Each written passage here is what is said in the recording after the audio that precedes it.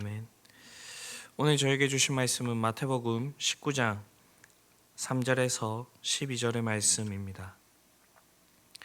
마태복음 19장 3절에서 12절의 말씀을 저와 여러분들이 합독하여서 함께 나누어 보도록 하겠습니다.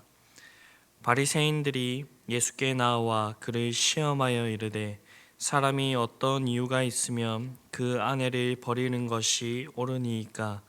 예수께서 대답하여 이르시되 사람을 지으신 이가 본래 그들을 남자와 여자로 지으시고 말씀하시기를 그러므로 사람이 그 부모를 떠나서 아내에게 합하여 그 둘이 한 몸이 될지니라 하신 것을 읽지 못하였느냐?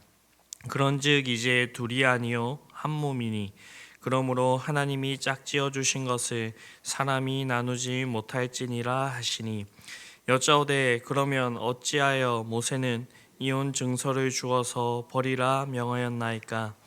예수께서 이르시되 모세가 너희 마음의 완악함 때문에 아내 버림을 허락하였거니와 본래는 그렇지 아니하리라.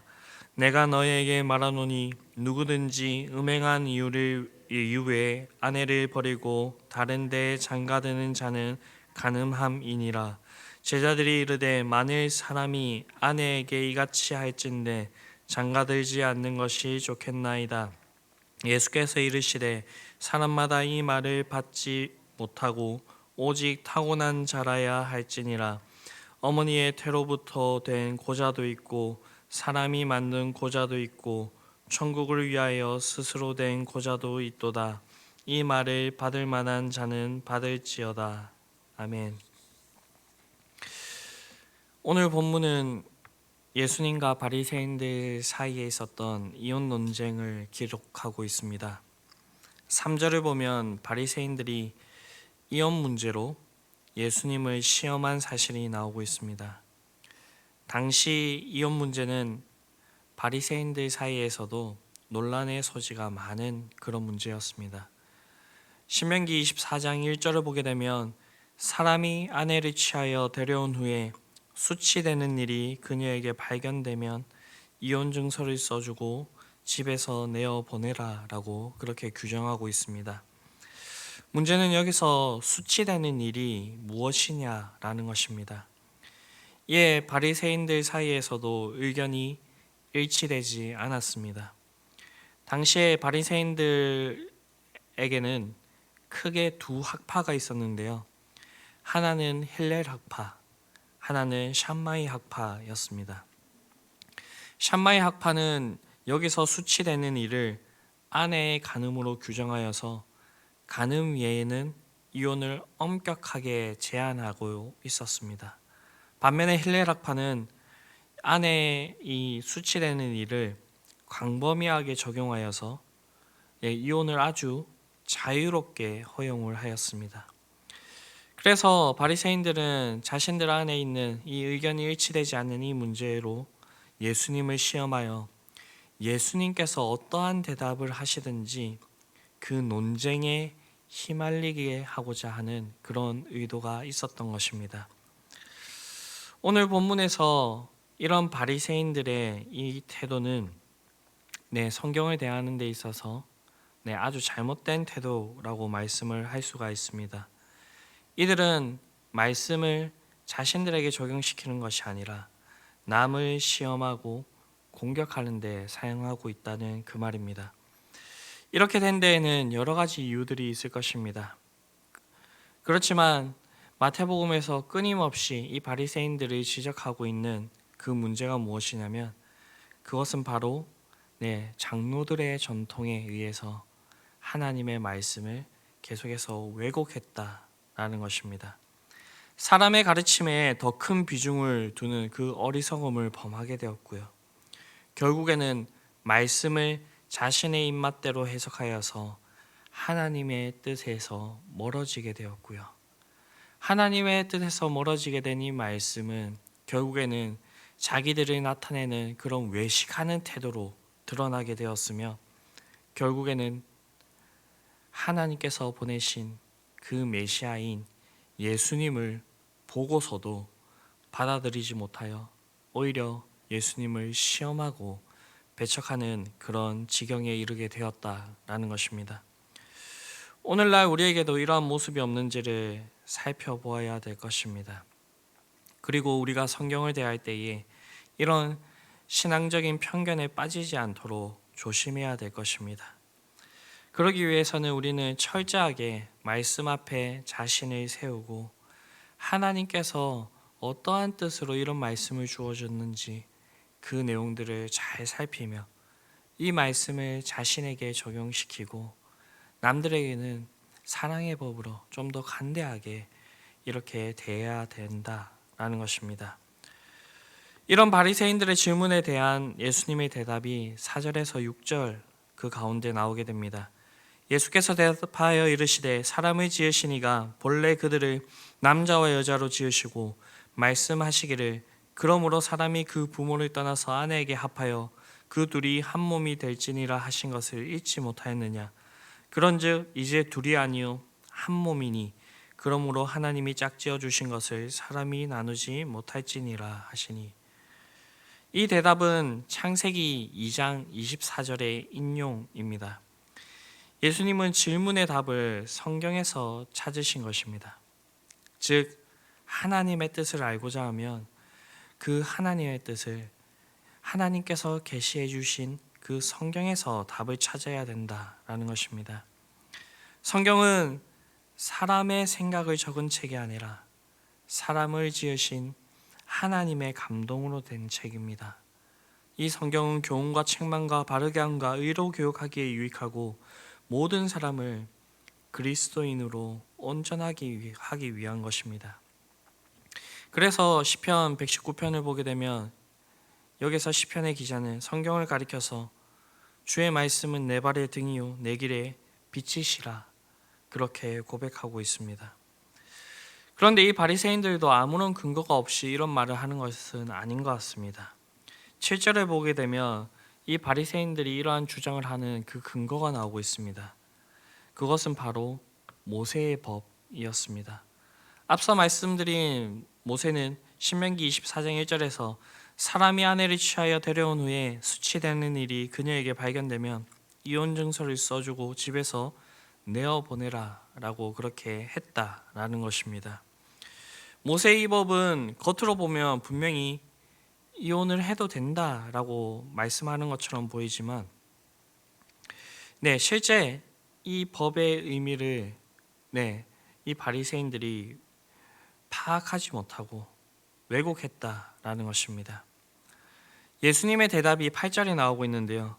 모세를 통해 이 규정을 주어주신 것의 의미를 밝혀주십니다. 예수께서 이르시되 모세가 너희 마음의 완악함 때문에 아내 버림을 허락하였거니와 본래는 그렇지 아니하리라. 모세를 통해 주어진 규정은 너희의 완악함 때문에 주어진 것이라 그렇게 얘기하고 있습니다. 이에 대하여서 종교개혁자 칼빈은요, 남편이 임의로 아내를 버리는 행위를 제한함으로써 남자에 비해 상대적인 약자였던 여성의 인권을 제도적으로 보호하시려고 모세를 통해서 이 법을 주어주셨다라고 그렇게 얘기를 하고 있습니다. 그렇습니다. 이 당시에 여성의 인권은 없다고 봐도 무방할 정도였습니다. 오늘날로서는 감히 상상도 할 수 없는 그런 상태였습니다. 그렇게 이 규정은 이혼을 억제할 뿐만 아니라 그 시대의 상대적인 약자였던 주요한 피해자였던 여성들을 보호하고자 하나님께서 주어주신 것인 것입니다. 그렇기 때문에 이 말은 엄격히 말하면 이혼을 금지하고 있는 명령이라는 것입니다. 그럼에도 불구하고 바리새인들은 그러한 하나님의 뜻을 외면한 채 오직 자기들의 뜻에 맞게 모세의 율법을 임의로 해석하여서 오히려 이혼의 정당성을 주장하고 있다라는 것입니다. 이런 일들을 행하고 있는 사람들이 바리새인들이었습니다. 이들은 유대 사회가 자타가 공인하는 율법의 대가들이었습니다. 그럼에도 불구하고 그들은 하나님의 뜻을 바르게 알지 못하고 잘못된 해석을 하게 됩니다. 그래서 예수님께서는 본래는 그렇지 아니하리라 라고 그렇게 말씀하고 있는 것입니다. 본래라고 하는 이 말을 바꿔서 표현해 본다면 하나님의 뜻은 그렇지 아니하다라는 것입니다. 즉 바리새인들은 이 율법의 자구들에 대한 전문적인 지식을 가졌으나 본래의 하나님의 뜻에는 무지하였다라는 것입니다. 이것이 의미하는 것이 무엇이냐면요, 이것은 전문적인 훈련만으로 하나님의 말씀의 그 뜻을 온전히 알지 못한다라는 것을 보여줍니다. 그렇습니다. 아무리 전문적인 훈련, 곧 신학 수업을 하고 성경의 지식을 많이 갖춘다 해도 하나님의 뜻에 대해서는 무지할 수가 있습니다. 서양에 있는 그 신학 교수들 중에서는 하나님을 믿지 않으면서 학문적으로만 이 성경을 대하는 그런 자들도 많이 있습니다. 또한 극단적으로 이렇게 예를 들어 본다고 한다면 우리는 종종 이단 종교를 만나게 되죠. 그 사람들과 대화를 하다 보면 그들이 성경에 대한 지식이 아주 많다는 사실을 발견하게 됩니다. 그럼에도 불구하고 그들은 하나님의 뜻을 알지 못하고 성경을 오해하고 잘못된 해석을 하여서 결국에는 그 끝이 다른 그런 존재가 되어지게 된다라는 것입니다. 앞서 말씀드렸듯이 성경은 사람의 말로 기록되었지만 하나님의 비밀, 기록한 책입니다. 따라서 사람의 지식으로만은 그 뜻을 다 알 수가 없는 것이 성경입니다. 그렇게 성경을 바로 알기 위해서는 성령 하나님께서 해석해 주시는 그 뜻을 밝히 알려주시는 조명하심이 있어야 한다라는 것입니다. 왜냐하면 하나님의 뜻은 오직 그분의 영이신 성령만이 밝히 알고 계시기 때문입니다. 그렇기 때문에 우리는 성경을 부지런히 읽고 연구하고 성경에 대한 해박한 지식을 소유해야 되지만 특별히 성령님께서 조명하심으로 그 뜻을 밝히 깨달아 알 수 있도록 우리가 늘 기도해야 된다라는 것입니다. 그렇게 할 때에야 하나님께서 이 말씀을 통하여서 우리에게 주어주시고자 하는 그 의미를 아주 명확하게 분명하게 알게 된다라는 것입니다. 이어지는 구절을 보게 되면 예수님께서는 이혼이 가능한 유일한 경우에 대해서 말씀하고 있습니다. 내가 너에게 말하노니 누구든지 음행한 이유 외에 아내를 버리고 다른 데 장가드는 자는 간음함이니라. 즉 주님은 음행의 연고를 제외하고는 결코 아내를 내어보낼 수 없다라고 못 박으시고 있습니다. 아내된 자가 외간 남자와 정을 통하여서 결혼의 순결을 더럽힌다면 이는 더 이상 결혼 생활을 지속할 의사가 없는 것으로 받아들일 수 있으므로 이혼이 가능하다라는 것입니다. 율법적으로도 이런 일을 행한 여자들에 대해서는 충분히 이혼을 요구할 수가 있었습니다. 신명기 22장 22절을 보게 되면 남자가 유부녀와 통간함을 보고는 그 통간한 남자와 그 여자를 둘 다 죽여 이스라엘 중에 악을 제할지니라 이렇게 말씀하고 있습니다. 이런 경우에는 아내에게 이혼을 요구하는 것은 양심 또는 율법적으로 문제될 것이 없습니다. 그러나 우리가 이 이혼을 할 때 상당히 신중해야 되는데요. 그리고 성경 전반을 거쳐서 하나님께서 우리에게 어떤 모습을 보여주셨는지를 다시 한 번 더 생각해 볼 필요가 있습니다. 하나님께서는 하나님을 떠나고 끊임없이 우상 숭배하고 음행하는 우리들을 버리지 않으셨습니다. 오히려 그 값을 주고 사오셔서 우리가 하나님과 함께 하시기를 원하신다라는 것입니다. 그렇게 우리는 요즘에 흔히 제기되는 이유 사유인 성격 차이라든지 성생활의 불만족이라든지 경제적인 어려움 등 다른 이유들은 정당한 것이 못 됩니다. 사랑이 식었고 정이 다 떨어져서 도저히 결혼 생활을 지속하기 어려운 그 형편이라고 하더라도 그것을 빌미로 이혼을 요구하는 것은 잘못된 것이라는 것입니다. 성경이 말하는 사랑은 단순한 감정이 아니고 하나님께서 우리에게 보여주신 그 성품이기 때문입니다. 하나님께서 우리에게 오래 참으시고 우리에게 어떻게 사랑으로서 대해주셨는지 그것을 기억해야 된다라는 것입니다. 쉽지 않은 문제입니다. 제가 저희 교회에 오기 전에 마지막으로 가장 신경 썼던 그 일이 한 집사님의 가정을 이혼시키는 일이었습니다. 남편분이 예수님을 믿지 않고 상습적인 구타와 욕설, 살해 협박. 이 집사님의 문제는 몇 년 전부터 알고 있었지만 그 문제에 대해서 이야기를 할 때에 원론적인 그런 이야기들을 했습니다. 그런데 어느 순간부터 집사님의 상태가 이상해지기 시작했습니다. 말을 제대로 하지 못하고 뭔가 억눌리고 그런 상태를 보이게 되었을 때에 문제의 심각성을 깨닫고 그 집사님의 그 상황을 자세하게 들여다보기 시작했습니다.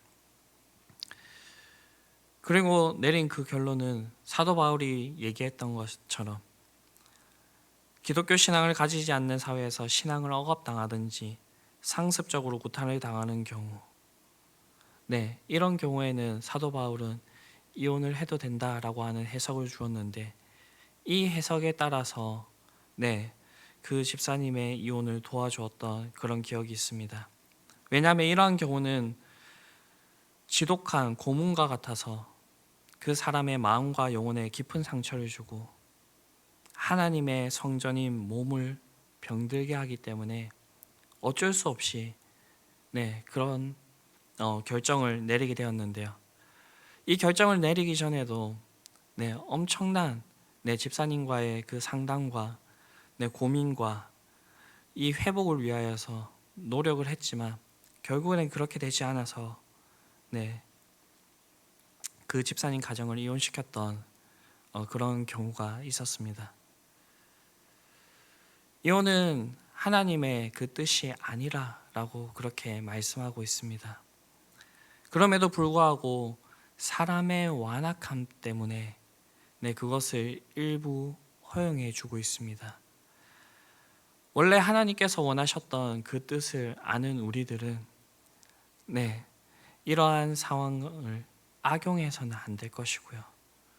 우리가 하나님의 뜻을 알아서 정말 하나님께서 원하시고 기뻐하시는 뜻대로 우리가 살아갈 수 있도록 우리가 우리 자신을 살피며 우리가 그렇게 나아가야 된다라는 것입니다. 이러한 사실들을 기억하시고요. 자신을 살펴보시고 하나님 앞에 온전히 나아가실 수 있는 저와 여러분들이 될 수 있게 되기를 간절히 바랍니다. 기도하시겠습니다. 사랑과 은혜가 풍성하신 아버지 하나님, 우리가 믿음을 가진 자로서 이 세상 살아가긴 너무나도 어려운 부분들이 많이 있는 것 같습니다. 특히 오늘 우리에게 주신 이 말씀이 그러한 말씀이지 않나 생각을 해봅니다. 오늘날 이혼이 팽배하고 있는 이 시대를 우리가 살아가고 있습니다. 하나님, 우리는 이 세상과 달리 하나님께서 우리에게 요구하시는 것이 무엇인지를 다시 한 번 더 깨달을 수 있는 시간이 될 수 있게 되기를 바랍니다. 그리고 하나님께서 우리를 향하신 그 마음이 무엇인지를 다시 한 번 더 생각해 볼 수 있는 그런 시간이 될 수 있게 되기를 바랍니다.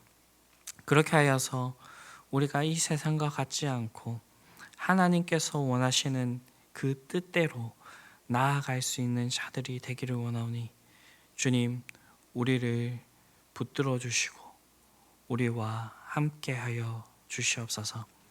이 모든 말씀 우리를 구원하신 예수 그리스도의 이름으로 기도드립니다.